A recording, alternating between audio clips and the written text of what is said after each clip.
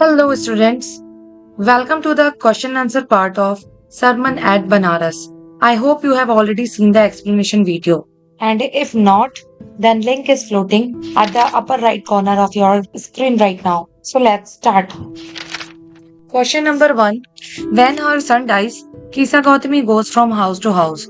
What does she ask for? Does she get it? Why not? पूछा जा रहा है कि जब कीसा गौतमी की बेटी की मृत्यु हो गई तो वो हर घर गई। वो वहां क्या मांग रही थी?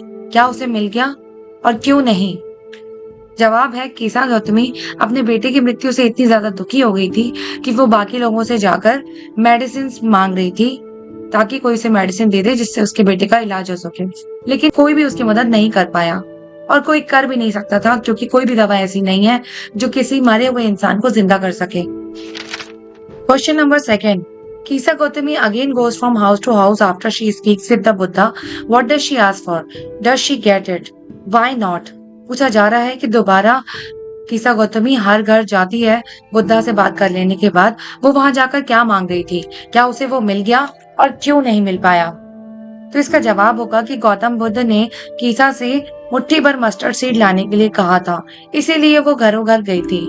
लेकिन शर्त ये थी कि मस्टर्ड उसी घर से लाए जाए जहां पहले कभी किसी की मृत्यु ना हुई हो।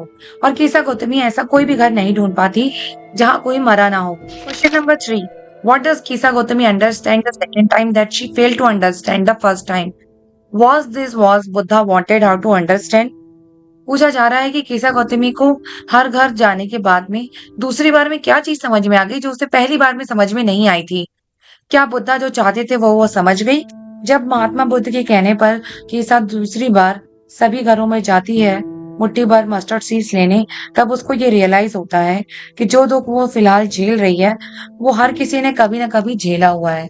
कोई भी फैमिली ऐसी नहीं है जहां पर किसी ने कभी अपने किसी को नहीं खोया हो। और इसीलिए वो बुद्धा की बात को समझ जाती है कि इंसान की मृत्यु जन्म के समय ही निश्चित हो जाती है। Question number 4. Why do you think Kisa Gautami understood this only the second time? In what way did Buddha change her understanding? पूछा जा रहा है कि कीसा गौतमी को ये बात दूसरी बार में ही समझ में क्यों आई? बुद्धा ने उसको ये बात किस तरीके से समझाई? जब पहली बार कीसा सभी घरों में गई थी मदद मांगने, तब वो अपने ही गम में डूबी हुई थी और सेल्फिश हो गई थी। लेकिन जब दूसरी बार गौतम बुद्ध के कहने पर वो घरों में मस्टर्ड सीड लेने जाती है, तब उसे ये एहसास होता है कि जो दुख वो झेल रही है वो बाकी सब भी झेल चुके हैं। वो एक अकेली औरत नहीं है। अपनों का दुख होना तो सभी मानव जाति में कॉमन है।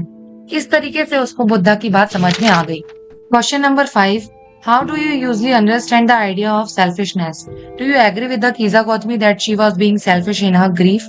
पूछा जा रहा है कि आप सेल्फिशनेस से क्या समझते हैं? क्या आपको लगता है कि कीसा गौतमी अपने दुख में स्वार्थी हो गई थी?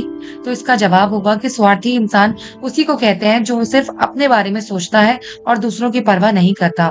कीसा गौतमी भी अपने दुख में स्वार्थी हो गई थी क्योंकि वो अपने बेटे के मौत को एक्सेप्ट नहीं कर पा रही थी और दूसरों से मदद मांग रही थी।